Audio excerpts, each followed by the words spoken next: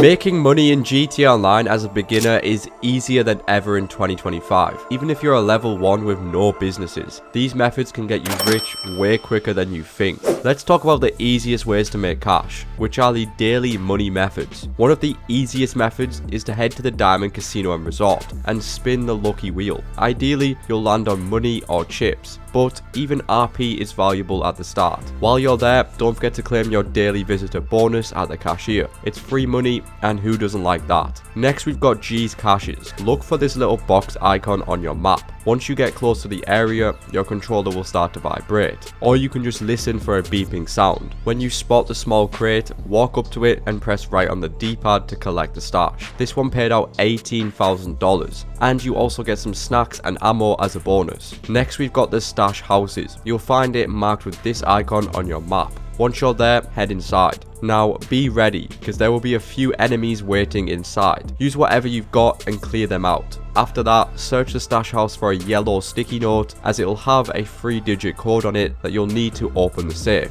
And do just that, grab the goods and get out of there. That's all it takes. For this one, you will make around $30,000. Not bad for a couple minutes of work. Just as a heads up, if you already own any businesses, instead of getting cash, one of them will get fully resupplied automatically. Now, if you've got a little extra time, there's another daily method worth trying: junk energy skydives. These are marked with the parachute icon on the map. Each skydive is quick, but since you've got to travel to all 10 of them, it'll take a little bit longer overall. That said, the payout makes it worth the effort. For each jump, you want to do 3 things: go through all the checkpoints, beat the part time, and stick the landing on your feet. Pro tip, hold L1 and R1 on PlayStation, or R1 and RB on Xbox, or Shift on PC to land more precisely. If you hit all 3, you'll earn a gold medal, which gives you 5k per jump. Do that for all 10, and not only do you get the full $50,000, but you also earn a bonus, bringing your total to $150,000. Next, we have the junk energy time trials. See that purple bike icon?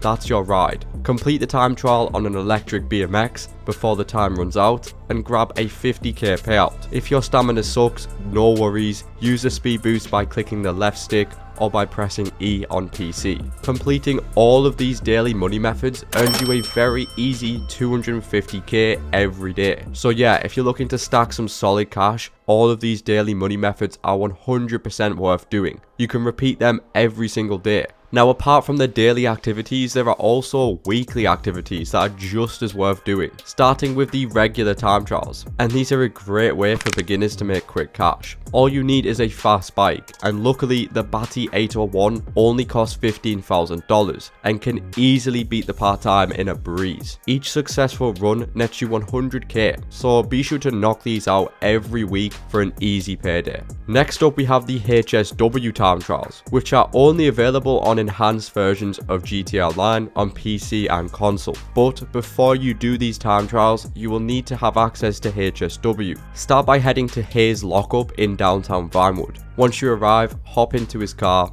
and this will begin the challenge. Here will give you a time trial to complete, and whether you beat his time or not, just finishing the time trial will earn you 1 free HSW upgrade for any compatible vehicle. But here's the real prize: if you manage to beat How's time, which is 8 minutes and 10 seconds, he'll reward you with the Cluckin S95, fully upgraded and completely free. And don't worry, if you don't beat the time on your first try, you can attempt the trial as many times as you want until you get it. Open up the Southern San Andreas website in the game, find the Cluckin S95, and instead of showing a $1.9 million price tag, it will be listed as free. Go ahead and claim it. Once you've unlocked those free HSW upgrades, you're all set to take on the weekly HSW time trial. And trust me, this is one of the easiest ways to make 250k in just a few minutes. That's why unlocking HSW early on in the game is such a game changer. Not only do you get access to some of the fastest cars in GTA Online,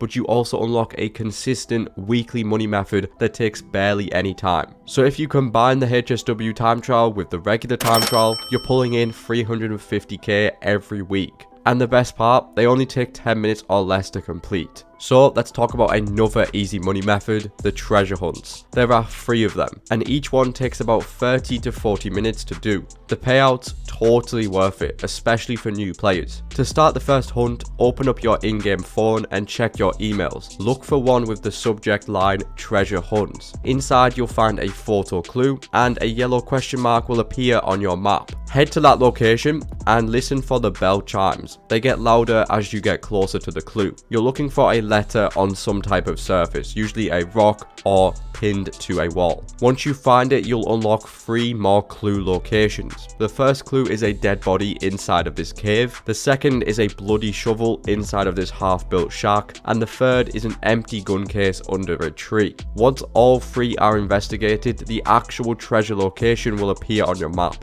Head there and you'll find another box. This time, the double action revolver is inside. To get paid, you'll need to get 50 headshots on NPCs. And once you hit all 50 headshots, you'll unlock a 250k reward. The second hunt is the navy revolver. You'll need to investigate 5 different clues, each at specific locations. The words "Can you find me?" will be written on this wall. A severed hand will be near a bush at Sandy Shores, and then there's a machete stuck in a barn wall over here, and then a bloody handprint on a shack behind a diner in Palito Bay. And finally, one of the 5 possible spawn locations where you'll find a black van with a bloody machete in the back. After finding all 5 clues, all you have to do is head to an open spot, preferably Sandy Shores Airfield, and have your weapon ready. Between 1 AM and 5 AM in the game, the killer will spawn, so just take him out. Doing this will get you the navy revolver, plus 50k for defeating him, and another 25k for finding all the clues. Now you just have to rack up 50 kills with the revolver, no headshots this time, and once you're done,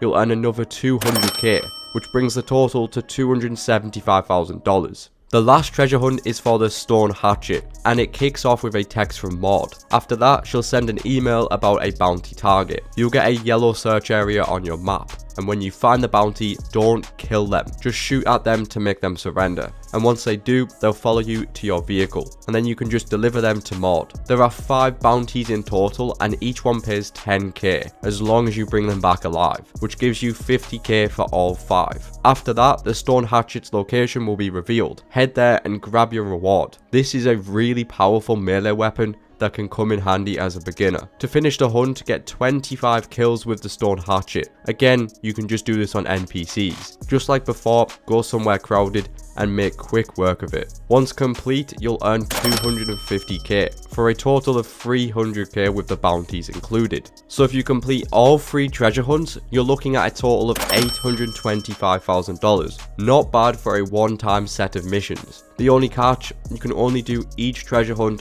once per account. But for beginners or returning players, it's an awesome way to get some fast cash and unlock some unique weapons at the same time. Alright, this is where things start to get serious. We're diving into the first dose and last dose missions. You'll kick things off with the first dose series. Just head to this big R icon on your map in Sandy Shores. From there, you'll get 6 first dose missions lined up. These will take about an hour to 2 hours to complete, and once you wrap those up, you'll unlock the last dose missions, which have 5 in total, and they'll take another hour or so to do. So in total, you're looking at 11 missions. Now here's the catch, the regular payouts are kinda weak, usually between 10 to 20k per mission, but the real reward comes from the first time bonuses. Complete the first 5 dose missions, 50k each. That's a clean 250k, but it doesn't end there. Finish the 6 first dose mission, another 250k. And then for each of the 5 last dose missions, you'll earn 100k per mission, adding up to 500k. When you total up everything, first time bonuses plus the standard payouts, you're walking away with over $1.1 million.